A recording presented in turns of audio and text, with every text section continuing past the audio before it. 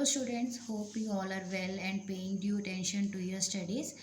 Students, we have learned about that business activities can be studied in two parts, that is industry and commerce. And I have discussed in detail with you about the industry and about the commerce also, that commerce can be divided into two parts, that is trade and aids to trade. In this lecture, in this class, we are going to study about history of commerce in India. Commerce has had to cover a long journey before reaching on its climax. Students, at this time, commerce is at its climax, but it had to cover a long journey before reaching at this stage. So, if we talk about business, the business activities in every economy has two sides, that is production side and consumption side. That means the goods are produced at some other place and they are consumed at some other place. There is always a gap, there is always a distance between the producer and the consumer. It is not possible that wherever the goods are being consumed, they are produced at the same place. So it's not possible.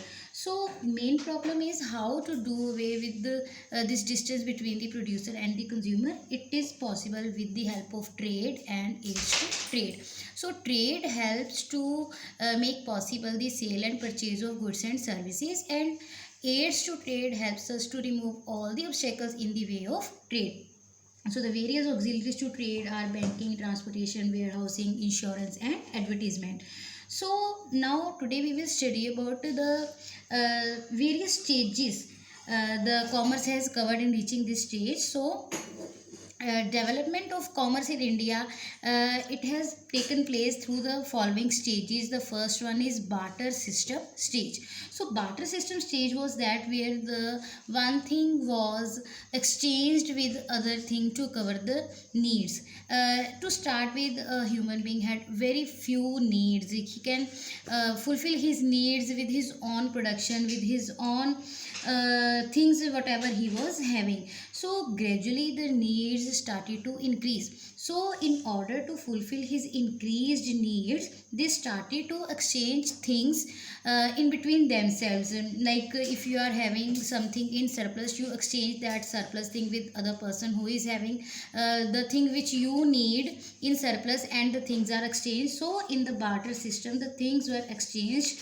with the other things. There was no common medium of exchange. So the second was village economy stage. In the village economy stage, the people started to divide themselves into some tribes. So they started to cultivate the lands, and now they were started to produce things whichever they need. So they divided the work among themselves, and they started to own the property privately. So with this private ownership of property, the family system started. So the various families started to specialize in different activities. Like some families specialized in agricultural activities, and some families specialized in trading activities. So the families started to exchange the things whichever they were having in surplus. So it was the village economy stage. That means the people started to divide themselves among the various families. Then came the money invention stage. So gradually the needs of the people started increasing. So because of the problem of double coincidence of wants in the barter system and in the village economy stage, the need for some common medium of exchange arise. What is double coincidence of wants? It means that if you need something, that should be in surplus with some other person, and you should have that thing in surplus which the other person needs. So if this double coincidence of wants is satisfied, only then the barter system can take place. Otherwise, it's not possible. So to remove this problem, the money invention stage came into existence. That means the need was felt to have some common medium of exchange. Then to start with, the food grains were accepted as a common medium of exchange, and afterwards gold, silver and then coins of some other metals were used as a common medium of exchange. Then came the town economy stage. In the town economy stage, the various businessmen started to settle to establish their business at a place which was far away from the village, and this place where they started their trading activities was called city. Now the people started to specialize in different trading activities, like some people specialized in selling food grains, some people specialized in selling clothes, some people specialized in some other trading activities.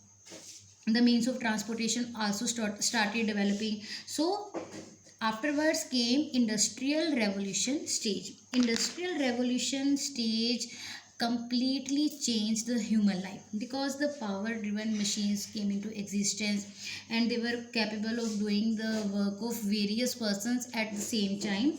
And as a result of the industrial revolution, many industries came into existence, and these industries included the industries like textile industry, sugar industry, chemical industries. And because of the development of industries, various other means of transportation, communication, banking vagera, they came into existence. Then is communication and transport development stage.